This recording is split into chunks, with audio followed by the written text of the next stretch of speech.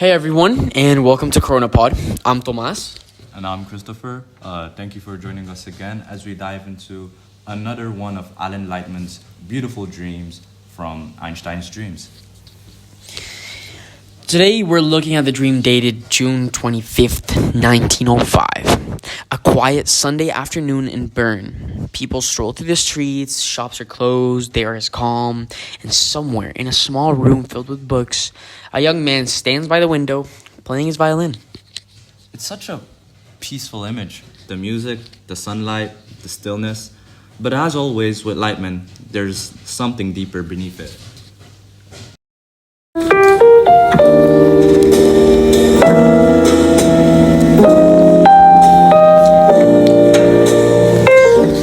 Well, Chris, surface level, it does feel kind of simple, almost like serene.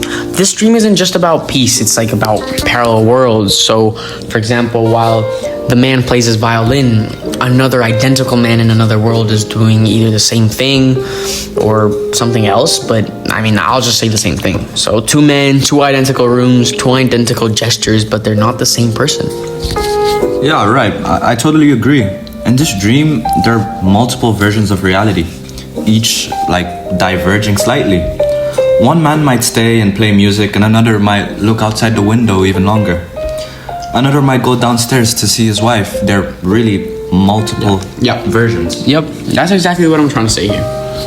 We can say that Lightman's imagining what would happen if time could split with every choice, basically. So if every possibility existed somewhere, it's like saying every time we decide something, the world branches into two.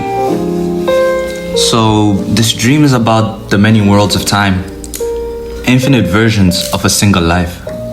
Yeah, exactly, Chris. That's what I like to hear. So it's like Einstein's relativity turned into poetry. If time can bend and shift, then maybe reality itself can split, so that every what if becomes real somewhere.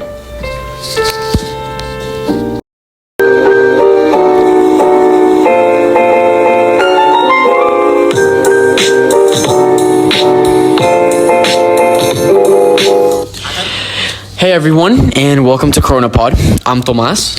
And I'm Christopher. Thank you for joining us again as we dive into another one of Alan Lightman's beautiful dreams from Einstein's dreams.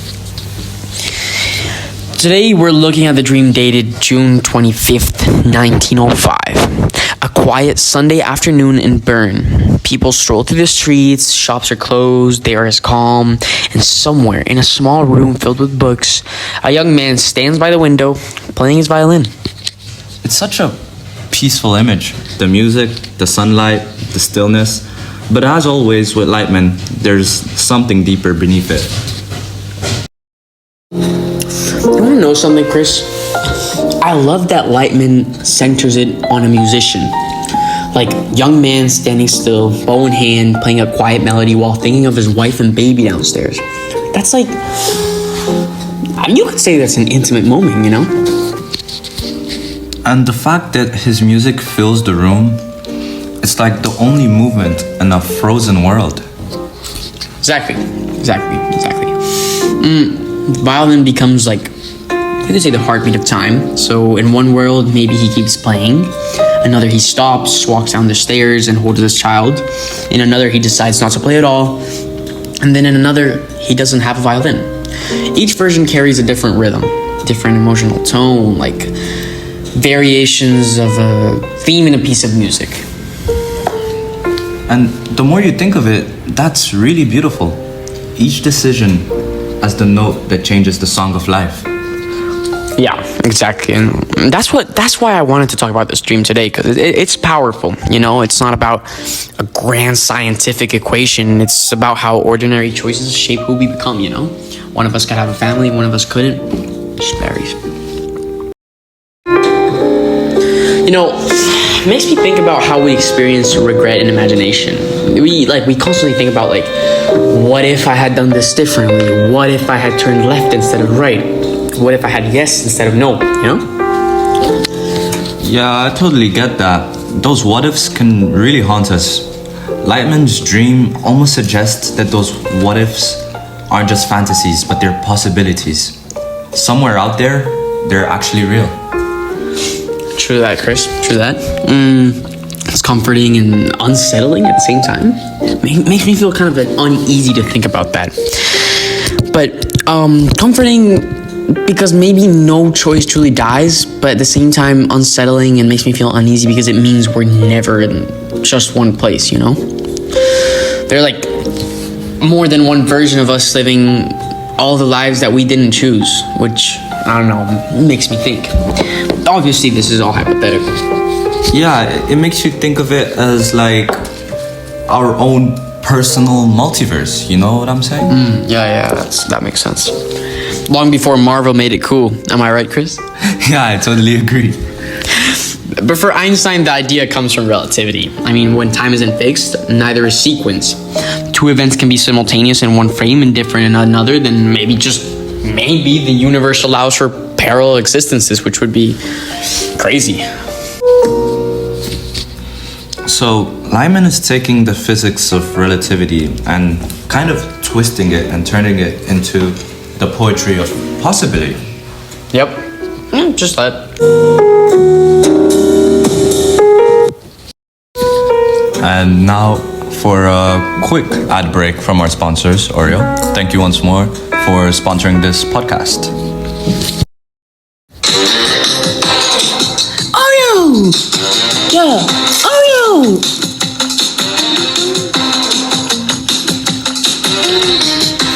Buy Oreo, www.oreo.com. Well, thank you so much, Oreo, for that quick ad break. But, Chris, let's get back to the main things. What ties it all together is music. Think about it. In music, time isn't mechanical. Stretches, flows, breathes. Each note or key connects to the one before. But if you repeat it differently, the entire piece changes.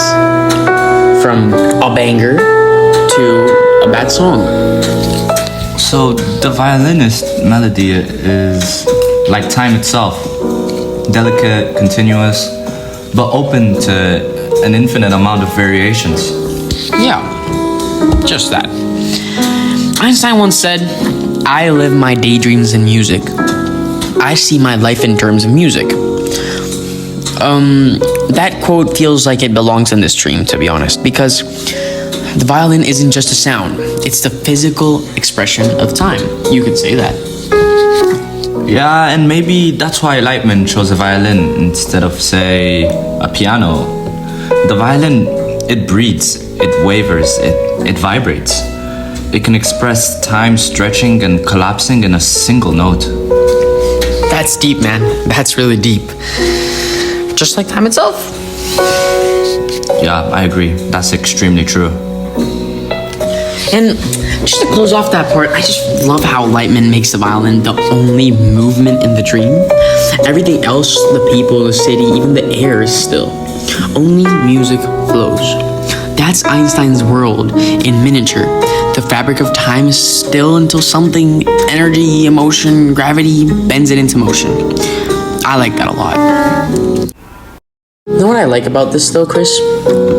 Image of the identical man playing in another world. It's not like science fiction, you know? It's like more of how to say this, a metaphor for identity, I think. I don't really get that. How so? No, I mean, think about it.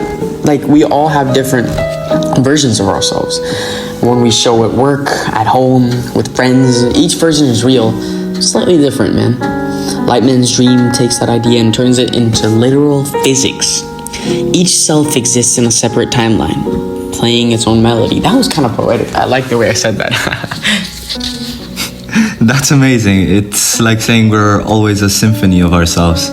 Multiple instruments playing variations of the same time, or the same theme, I could say.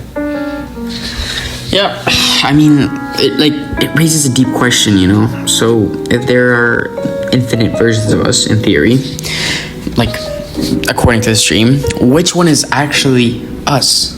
Am I the real me? Yeah, that's kind of a perplexing question. Maybe all of them are us.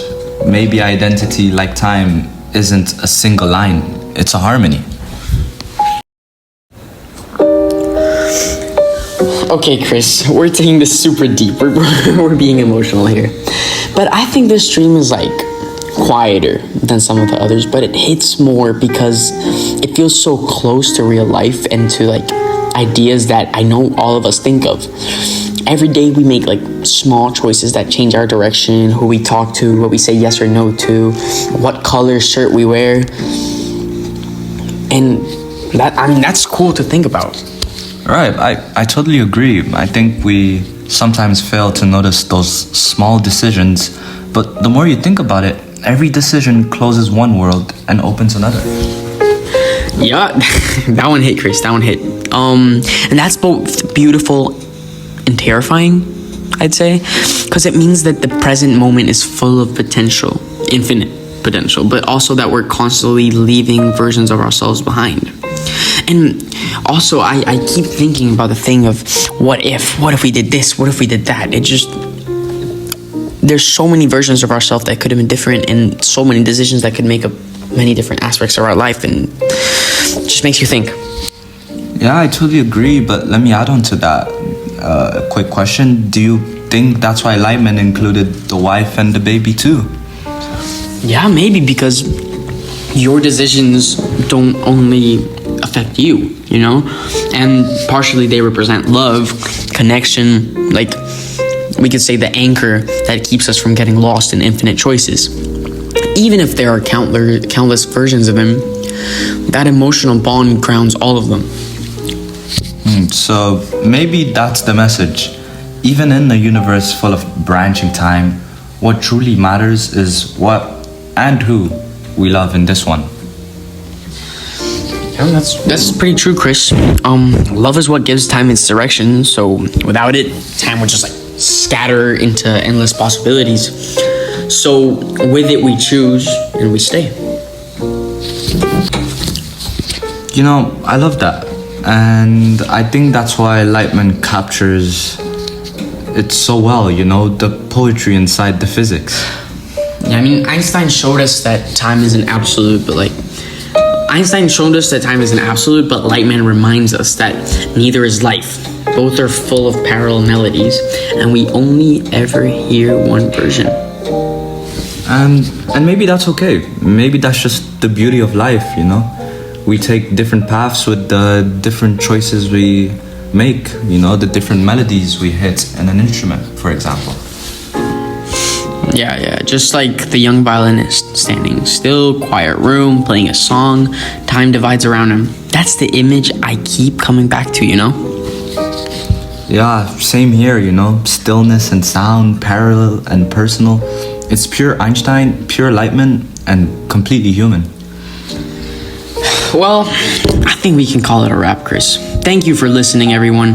This has been CHRONOPOD with Tomas and Christopher, episode 21, 25th June 1905, Albert Einstein. And remember, every choice, every note, every moment you live is one version of time.